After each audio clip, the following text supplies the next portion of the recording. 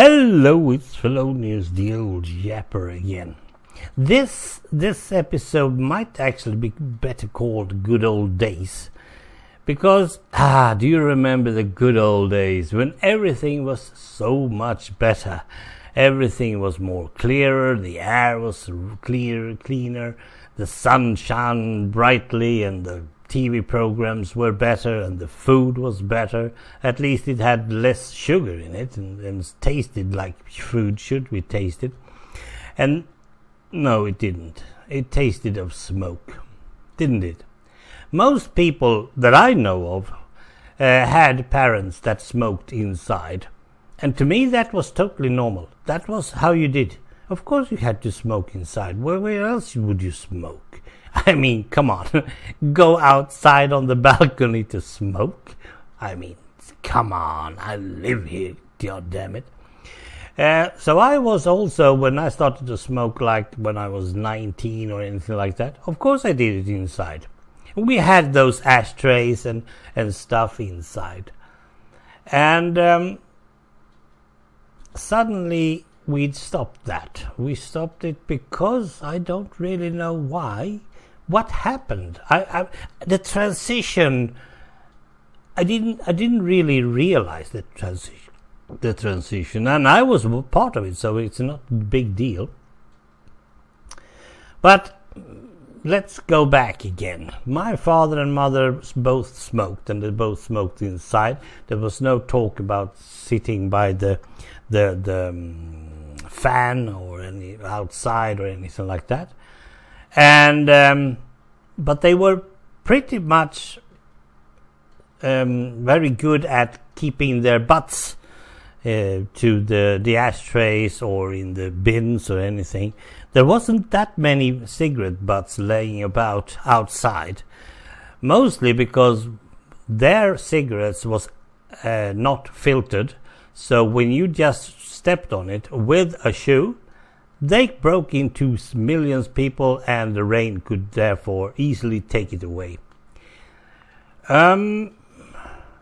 Today, I live in an apartment building. Outside of my front door, or should I say the house front door, is an ashtray. And round on the floor of that ashtray are a lot of butts. Filtered, of course, mental, of course, because they need to be safe.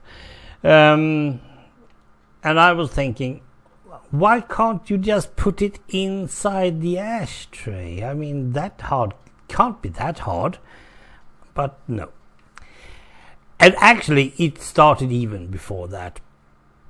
I stopped smoking totally in 2005. And I wasn't a good smoker even before that. I didn't smoke that much, mostly because I used snuff. One day I got home, it could be more than a year ago or something like that. I come home and I feel of smoke inside the stairs, the stairways. And I was choking. I mean, it was very bad. And I was thinking, has anybody been standing here in the stairways and smoked? I mean, that's not possible, is it? I learned later that no. It was going through the mail slots of our doors, and it was especially one apartment build of ours that just had some new tenants. And they came from Syria, I think. And in Syria, they smoke inside. They haven't stopped doing that. They don't go around standing on balconies and stuff. They smoke wherever they want to smoke. And here is one problem with that. I couldn't go and tell them, we don't do this in Sweden. Because first of all, they don't know Swedish. That's one problem. And second of all, their culture is a war culture. I mean, one of the reasons they are smoking is because they are war victims, sort of. I mean, they are not feeling good. They are in the wrong country with the wrong language and the wrong money and the wrong culture. Well, they are totally wrong. And the only thing they know how to ease their burden with is by smoking. and they smoke inside their apartment. They don't care if the smoke gets out on among the stairs. They don't bother with that. And that game got me started. I mean, if we go like 40 years back, I wouldn't have been bothered either. I wouldn't even have noticed the smoke inside the stairs. I wouldn't. My nose wouldn't have been thinking about it. I wouldn't have been coughing, and I wouldn't have been kept my breath. Now it's not that far up because it's only 2 flights, so it's no big deal. But still, I mean, I went around inside my own apartment, sniffing and see if the smoke followed me inside. I mean, totally stupid. Been living in smoke for most of my life. It's a wonder that I don't have lung cancer yet. Smoking inside back then was the good old days.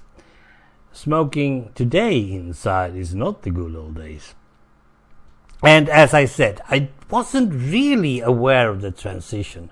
Of course, when we went to have my son, when my fiancée was pregnant and stuff, we just stopped smoking altogether. But we had already then started by sitting by the electric stove and use the fan above it to drag the smoke out, and then we used the balcony or the whatever we always went outside. Today it's natural. Of course it's natural to go outside and smoke. And in Sweden, at least that I know of, most restaurants actually don't. You can't smoke inside a restaurant today. There's even been talking about not smoking outside of any public place, which means that they don't want you to smoke at all, which is, of course, not really consistent with the fact that it is mostly state, it's government that is taking care of the taxes from the cigarettes. The tobacco industry gives a lot of taxes to the government, so it's a bit of a, I don't know, catch-22 perhaps. I don't really know. But for me, I don't smoke anymore. Good riddance. And I can't even think. I can't make the thought, oh, what good it would be to take a cigarette inside, sitting. No, I can't. I can't. All I can remember now is when the ashtrays hit the floor and all the ash and the butts and all that was all over the floor. And oh, man, how did we live? How did we survive those things? Well, thanks for listening anyway. Bye.